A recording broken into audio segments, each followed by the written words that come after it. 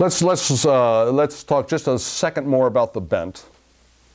I have, in other words, unique predispositions, but that doesn't mean that I would be necessarily good at it. This is what brings in what we call the law of the 10,000 hours. If some of you have read Malcolm Gladwell, his last book on outliers, he talks about the law of 10,000 hours, and that is this.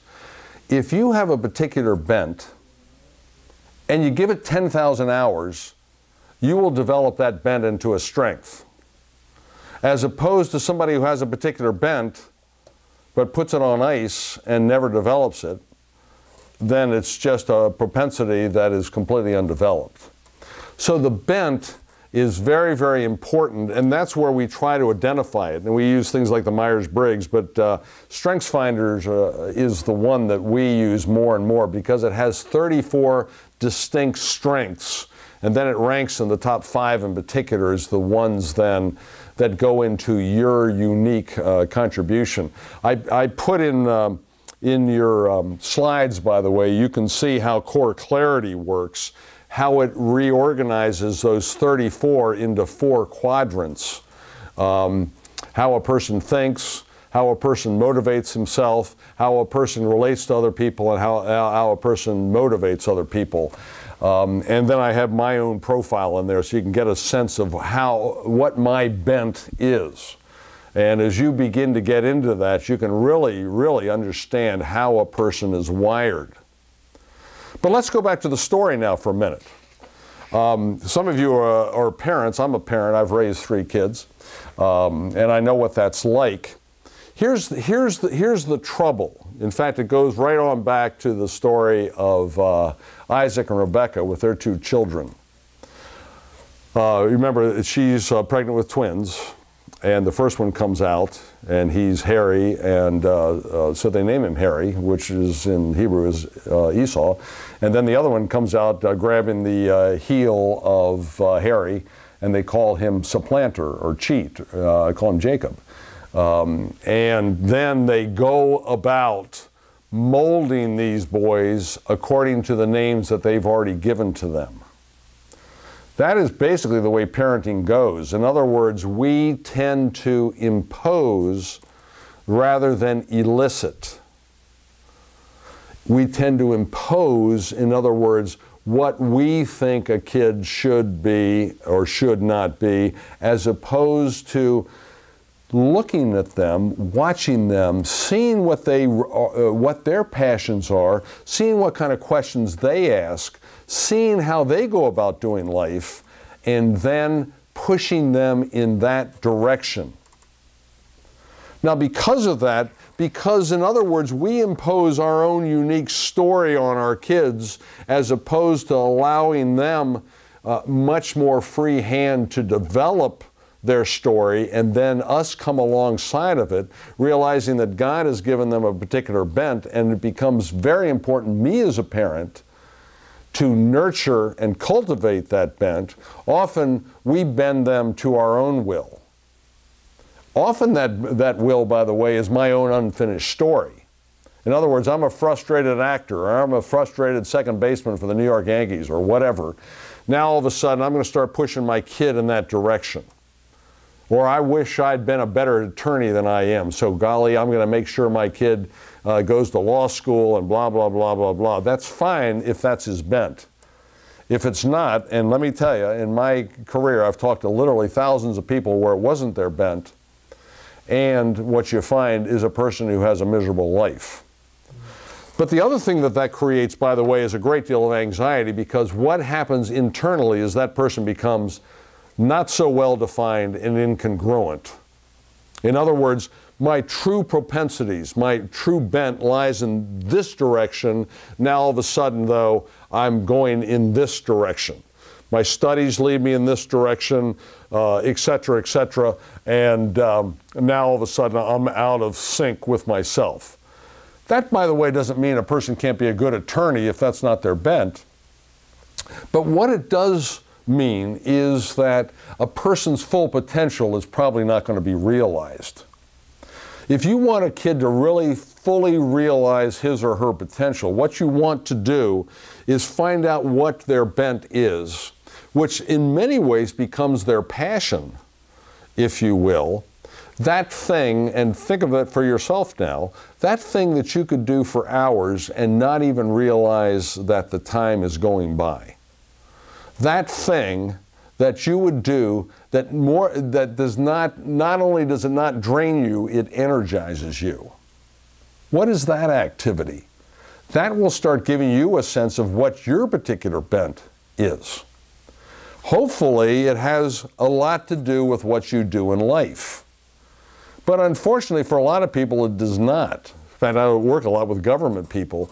The interesting thing with government people is they have such excellent benefits that people won't leave jobs that they're ill-suited to because they have such wonderful benefits. So they continue to work a job that they're miserable at, and I've seen people work those jobs for 30 and 40 years, feeling completely miserable, but they'll tell me they call it golden handcuffs.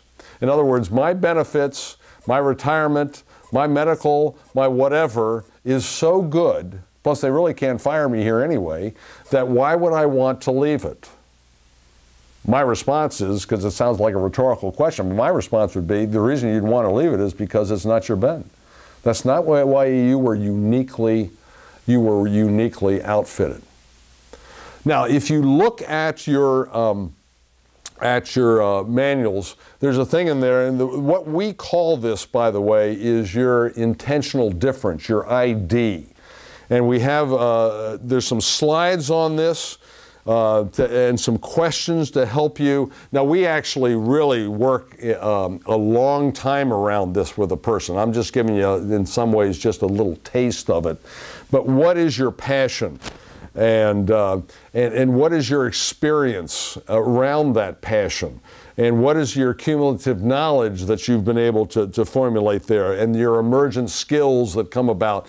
But what we're trying to do there is come up with what we call this 5% of you that only you can do, as opposed to basically 85% of tasks in life are what anybody could do. 10% is what a select few could do, and 5% is what only you can do. That would what we would consider your bent. That particular skill set that is only yours. So, in saying all this, what I'm attempting to do at this point is to get you to be much more aware of you. Because as we're going on now, if you are not real aware of yourself, if in fact you are incongruent internally, if there's a lot of anxiety there as to what you would prefer to be doing as opposed to what you in fact are doing, you're going to have a great deal of incongruence that's going to be communicated, and you're going to communicate it to not just your coachees, but to your family. In fact, the people who pick this up the fastest, by the way, are teenagers. If you ever raised a teenager, they're more than happy to point up your inconsistencies very quickly. They haven't learned how to socialize those things away so that you just nod and smile and walk away. They're more than happy to say, Dad, you know, you say you love God, but I see you grunting forward to get your wallet every time the offering plate is passed. And I see, you know, what your God is really what's in that, not what's, you know, on the cross. They were more than happy to present that to you. So that's how these incongruities, these inconsistencies build up inside of people, and then they are communicated. For you to be truly, truly effective as a coach, it becomes very, very incumbent on you to really understand more yourself and the two things. And let's remember the two things. Number one, what is your bent in life? What is it that you're really good at? One thing, by the way, if you look at my my little core clarity pyramid there that has my strengths on it, one of mine is connectedness, and I do that a lot. I connect ideas. It's not about connecting people, it's about connecting ideas. And then there's arranger. So I connect a lot of ideas and then arrange them. But then another one that you may hopefully see in me is communication. I'm pretty good at communicating in written form and in verbal form. This is something, and by the way, a lot of people don't like public speaking. This is fun for me. What I'm doing right now is fun. I enjoy it. This is very much a bent that I have. And then it's interesting, when I took that test, it confirmed it. It said, yeah, Jim, this is one of your bents in life. So think of, okay, what's your bent? But then too, what is your story? Now, fortunately, I came from a family that very much encouraged me along the lines of what I ended up becoming. We're very supportive of that. Okay, my father wasn't an attorney who said, you've got to join me in a law firm, or a doctor who said, you got to join me in my medical practice or at my garage or whatever. They very much supported who I was and what I wanted to do. What you need to think about, though, is as you were coming along, was your bent supported, and was it nurtured, or was in fact it supplanted by parents' agendas? And I'm not trying to put parents down, by the way. I know it's very, very difficult to be a parent. I've done it myself, and I know that. But certainly, parents often get this very, very confused as to what their role is. And the fact that identifying a child's bent is critical, and then nurturing that bent so that when the child becomes old, he or she won't depart from that. And now that you are getting older, because you're watching this, and I assume that you've come along in years, that's my question to you. What is your passion? Have you developed that passion, that bent? Have you given it the 10,000 hours to turn it into a real skill set? And if you have, I would assume you're very good at that now. And that could be preaching, it could be counseling, it could be administration, it could be gardening for that matter. Although if you're listening to this, I assume you're not a gardener. But then does your story that you grew up in, does that story correspond with it? Or is it constantly at odds with it? Because if your story that you have grown up in is at odds with your bent, that's going to create anxiety for you.